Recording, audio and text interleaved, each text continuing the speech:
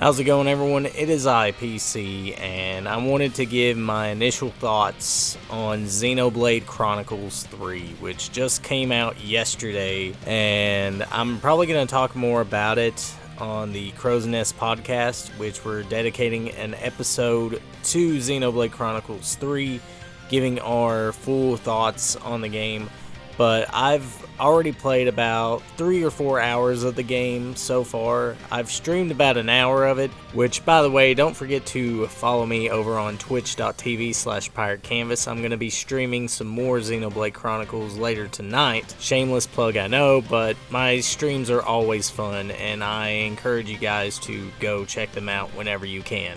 But I actually played a couple more hours of the game after I streamed it, just so that way that I could see what more happens and kind of get a feel of the game and everything. And honestly, this is a really fun game, and it has a very intriguing story about loss and about, these two factions that have been fighting each other for so long, yet they come together to stop a even greater evil. Which I know there's a lot more to it than that, and I don't want to get heavy on the story because I don't want to spoil anything for those who haven't had the chance to experience it yet. But I encourage you guys to pick up a copy of Xenoblade Chronicles 3. Now, it is suggested that you play Xenoblade Chronicles 1 and 2, which I have played Xenoblade Chronicles 1, yet I haven't played 2 yet. And that's mainly because I'm trying to get a physical copy of Xenoblade Chronicles 2, and it is hard to get your hands on a physical copy right now. And the prices are outrageous. But nevertheless, those games have separate stories from one another, and Xenoblade Chronicles 3 is supposed to connect both games together. So if you care about the story, then I suggest you play Xenoblade 1 and 2. That way you'll have an understanding and grasp of what's going on, because a lot of this stuff may be a bit confusing, especially if you have never played a Xenoblade Chronicles game before.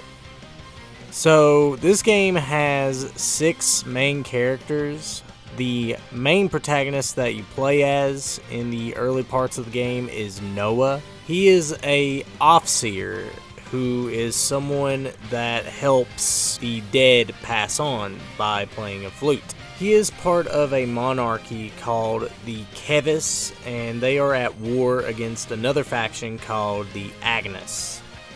Which it turns out that these factions have a lot more in common than they thought, as everyone is basically raised to be soldiers and fight one another to the death, and they only get to live for 10 years, which they refer to it as a homecoming, which basically after 10 years they get killed off, which is fucked up. But yeah, I'm basically glossing over a lot of things about this game to try to avoid spoilers.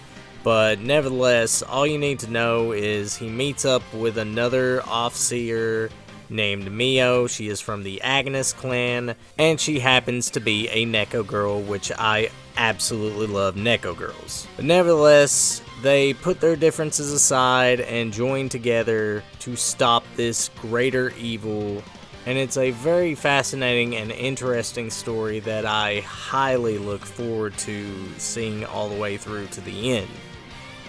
Now, the combat for this game is similar to the other games. However, there are a couple of new things that have been added to it, such as being able to swap characters during battle. Also, this time around, you can have up to 7 characters in your party. This game also introduces a new battle mechanic called interlinking, which allows you to combine 2 characters into one, which is called the Ouroboros form, which has its own special attacks and abilities. So yeah, there is a lot of new things that have been added to Xenoblade Chronicles 3, and there are a lot of things from the previous games that make a return. And that's really all I have to say about the game so far. I mean, I'm enjoying it.